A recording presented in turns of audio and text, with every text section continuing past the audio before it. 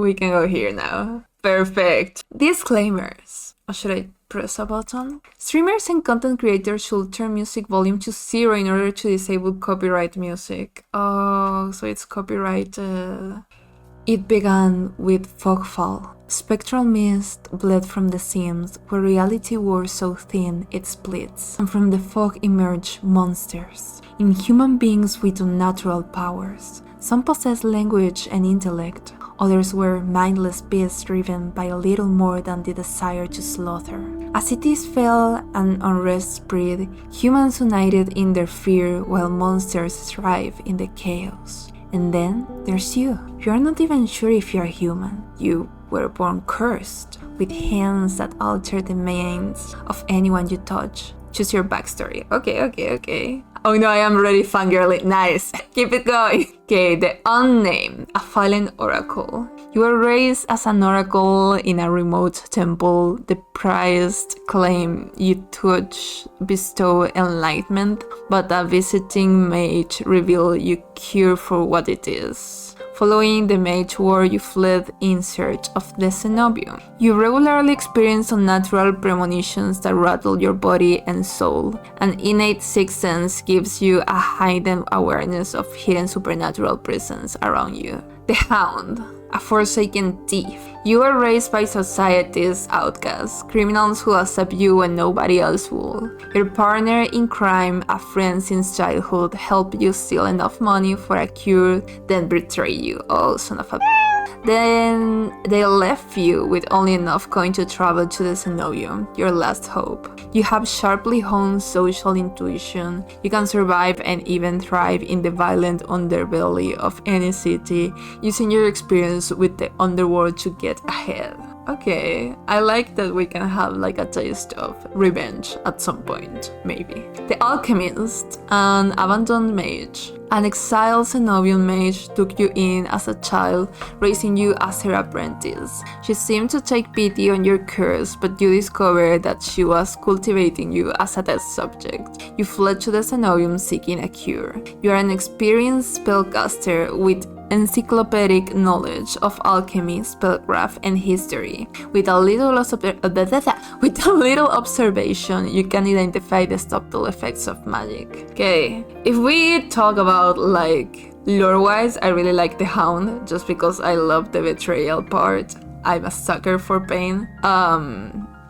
But if we talk about like the strategy of the game, like the abilities that each of these paths will give us, I think the alchemist one is the better one because we can detect magic and all of that, and assuming this world runs with magic, then we will be able to perceive things that maybe other characters won't. So I would choose the alchemist. Your name is Viri. You selected dates and pronouns. Your backstory is the alchemist. Is this correct? Yes. The wasteland stretches as far as the eye can see. There's nothing out here but death, the ever-present stench of decay, and countless sun-bleached bones cast like seed across the barren land. I could say death doesn't scare me, but to tell the truth, I'm desperate. It's been 2 weeks since I joined a caravan bound across the wastes. Finding a group that will accept me was a trial in itself. As rations grew sparse and my canteen ran dry, I began to despair, but then I saw it. Eridia, the city of knowledge, one of the last bastions of humanity left in the world and the home to the famous academy called Cenobium. All the world's knowledge gathered in one place. If there's anywhere I'll find a cure for my curse, it's here. All that stands between me and a cure is a final stretch of salt-soaked wastes, or so I think, until I see the first tendrils of fog snaking beneath the wagon. Is this fogfall? My stomach stings at the very whispers of it. A silent storm more devastating than fire. Dangerous in cities, but a death sentence beyond them. A thick blanket of fog engulfs us, smothering out the lantern's light. The wagon lurches to a stop, an eerie silence heavy as the mist falls over us. The only warning we get is a strangled scream. Stay back! No! The cry dissolves into wet gurgling. Then, the wagon violently pitches to the side. I hit the ground hard. The air punched from my lungs. When I opened my eyes, adrenaline lent sudden, awful clarity to the carnage around me. A trader I once shared bread with lies face down in the mud, their back reduced to long strings of torn muscle, gleaming gristle and exposed bone. Bodies litter the wasteland. I try to rise, but my ankle explodes with pain so blinding. White blooms across my vision. Only when my eyes adjust do I see the dark shape in front of me. A soulless stoops over the twisted form of a carabiner. I freeze, but it swivels its head. A dozen bulging eyes twitch in my direction and blink as one. The soulless let out an ear-splitting shriek and runs at me. But right before it reaches me, the beast barrels past, vanishing into the mist. Distantly, a horse screams in the dark. I need to move now. Run for the city, head towards the wagon. Okay, I remember the first time I played this game, I run towards the wagon. So I'm gonna try run for the city instead. I take off running deeper into the haze. The fog is so thick that I fear I'm headed in the wrong direction until I see a dim pinprick of light emanating from the shadow of a spire. It's faint, but it's enough. I came too far to die here. Rapid footsteps echoes all around me. I turn in circles, frantically searching the opaque mist for the source, but the fogfall twists and stretches out. Suddenly, the caravan's driver bursts forth from the fog. Our eyes meet too late. He slams into me, knocking me to the ground, and slips in a patch of mud. The soulless falls on him as soon as he slows. It catches the driver by his throat and rakes his stomach with a razor-sharp claws. He comes apart like wet paper, spilling intestines and viscera in a steaming tide. Fighting the urge to heave, I claw frantically through the slippery muck for a handhold. My hand catches on the jagged edge of a rib, jutting up from the water. Bandages unfold around the gouge torn deep into my palm. The pain's quickly forgotten when a hand closes around my wrist. Can you stand? One of the travelers from the caravan leans over me. Aww.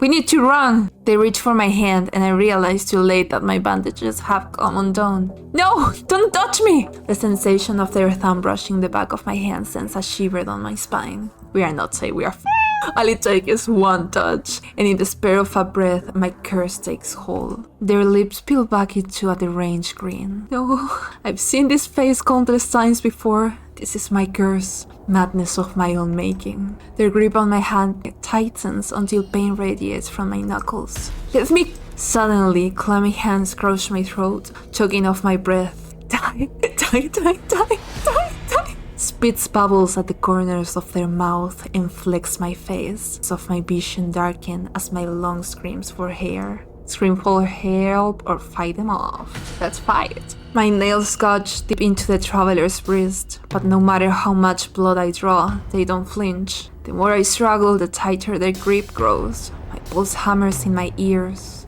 slowing with each thudding beat. This can't be happening. I'm going to die. And not because of the fogfall or the soulless, but because of my own curse. Tears sting my eyes. Oh, not here. Not like this. The hands drop from my neck, leaving me whistling for hair. My lungs burn with each ragged cough. My vision clears and the traveler face takes shape, hovering inches from mine. Lips still split in that I don't know how to pronounce that word. Macabre smile, even as blood sweeps between their teeth. They give one last shuddering breath, then slumps over the club's hook through their stomach. The soulless shows the body aside, and the glowing eyes studying its leathery skin thin as though grinning. There's a flash of claws, wrist peels across my vision. I thought there'd be pain, but as I sink into the murky waters, all I can feel is the grit of silt filling my mouth and the icy embers of shallow water. Distantly, I notice an arm resting among an outcrop of reeds, mine, neatly severed at the elbow.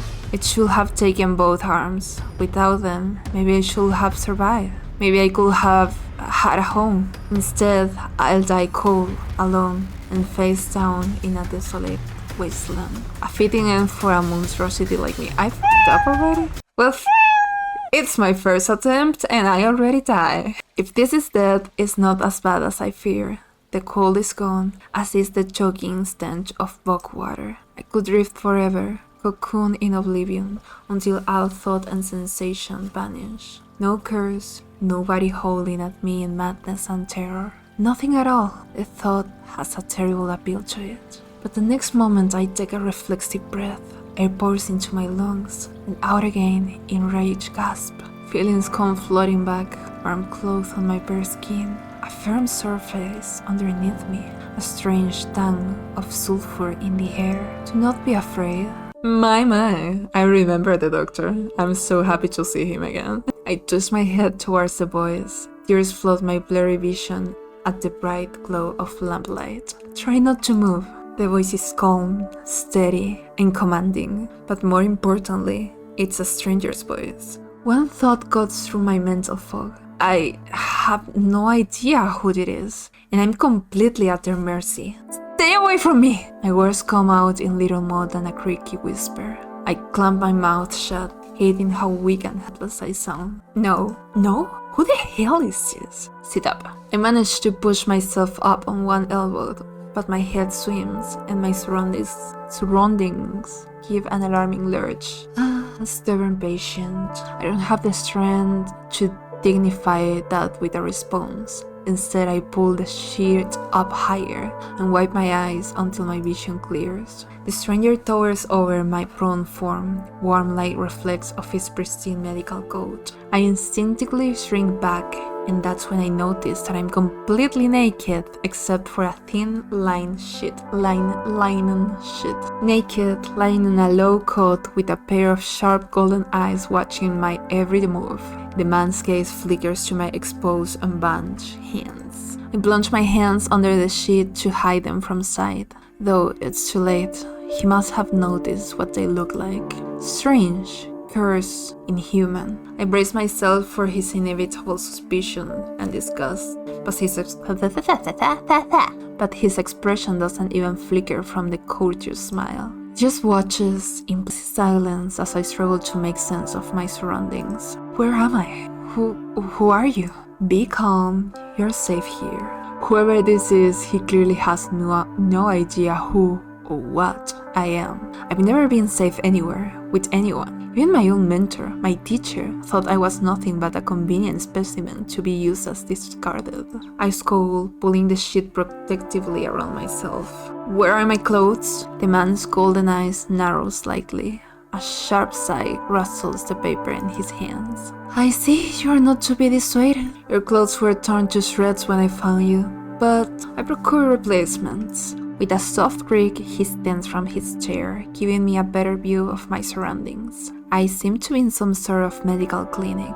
Bottles of silvery alchemical concoctions line the counters in neat rows. The air makes my nose twitch, a faint whiff of smoke and something distinctly metallic that I can't quite place. He's so pretty. Dad, he's so pretty. The doctor produced a large dense bundle of cloth, which he sets at the foot of my cot. He's easily a head taller than most, and I have to crane my neck to look at him. That or I'm small. You know, I won't be surprised if, like, the main character is small and petite and the classic cliches. Thank you! I should be polite if I can, especially since I don't know who this is, what he can do, or what he wants with me. Thank you.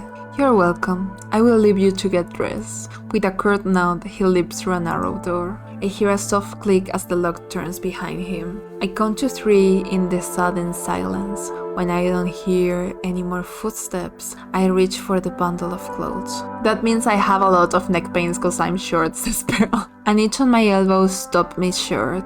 I reach down absently to rub at it, then freeze when my fingers meet a neat line of stitches. I know what I saw. That beast took my arm clean off. And yet, my arm shows no sign of injury apart from the black stitches poking through my skin. I gingerly flex my fingers, feeling my heart race at the sensation. This is impossible. I should be dead, or at the very least, gasping out my last breaths. I squeeze my eyes shut, waiting for the pleasant dream to unravel, to wake up bleeding out in the swamp. But nothing happens. The seconds tick by, and my arm remains resolutely healed. My surroundings pristine and quiet. In numb disbelief, I reach for the replacement clothes and begin stiffly pulling them on. They are thicker and warmer than mine were, with a black woolen cloak to go with them. But there's one thing still missing: my bandages. The golden eye man didn't leave me with any, even though I know he saw my hands. I slide off the bed and take a few steady steps towards one of the drawers. If this is indeed a doctor's clinic, there must be bandages somewhere. I start opening drawers at a random and, of course, that's when the door swings open once more. Are you looking for something? I wheel around, clutching a thick roll of clean bandages. I try to step back from him, but my legs bump up against the edge of the cot. Your caution is understandable, though if I meant you any harm, you will know. I'm stealing! His heart, of course. That doesn't make me feel better in the slightest, but he makes no move towards me, so I quickly wind the bandages around my hands. The glowing scars and mottless skin disappear under a layer of clean white cotton. May I ask why you need additional bandages? Look at his face, he's so pretty. I knew it will only be a matter of time before he asks about my hands, though the way he does, it's strangely roundabout. Say nothing, glare at him, or decline to answer. Let's be nice and just decline to answer. Well, that's a very personal question, and I don't really want to answer. Is that so? Surely you realize that I can help only if you tell me what ails you. An involuntary snort of laughter escapes me. Where will I even begin? Will he even believe me if I told him? No, best to keep my curse to myself for now and learn more about him first. Who are you? You might call me Kuras. I don't know if I'm pronouncing his name alright. And where exactly am I? Eridia, which I assume was your caravan's destination. I can think of nowhere else for a group of travelers to go. Eridia. So, I made it to the city of knowledge after all. I should feel relieved, but all I can manage is a vague sense of increasing unease. How did I end up here? I brought you up to my clinic, of course. You were the only survivor from the caravan, barely clinging to life. You needed immediate treatment, which you provided? Yes, he says so simply as if I'm a small child and he's explaining basic addition to me. I frown and flex the fingers on my recently healed arm. Aside from being a bit stiff, it feels fine. Attached to me. You're saying that you stitched my arm back on? Pardon, a soulless attack the caravan. It ripped everyone to shreds. It tore my arm clean off. But when I wake up here, I spent my entire life learning from Cenobian mage, and I know of no alchemy or magic that could reattach a severed limb. Even if he somehow could heal me by magic, I should detect traces of it. But I sense nothing out of the ordinary at all. The doctor, Kuras, pinches the bridge of his nose. He sits back down in his chair, quiet for a long time. Anyway, ads are coming in 55 seconds. Be prepared for the guards to steal your cookies. Beware, please. I do not know where you come from, but Eridia is a city of knowledge and deadly secrets alike. Information is power, and it is most unwise to give or receive it freely. Since you have refused to divulge your secrets, I will not divulge mine. I don't even know your name. You're new to Eridia, so I will overlook this specific breach of etiquette.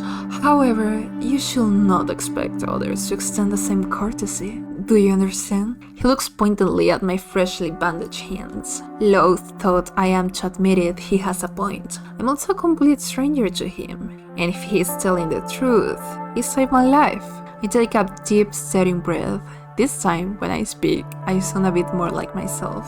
Viri. My name is Viri. It is a pleasure to meet you, Viri. There's a little more warmth in his smile, his polite demeanor back in an instant. I like his smile. He's very comforting. Also, his clothes are really intricate. I don't know why I guess it's part of the fantasy, right? But most fantasy games have like these overly complex attires that I can stop to think about how complicated it should be to get dressed up in the morning, you know? Yeah. Thank you for saving me. Why did you save me?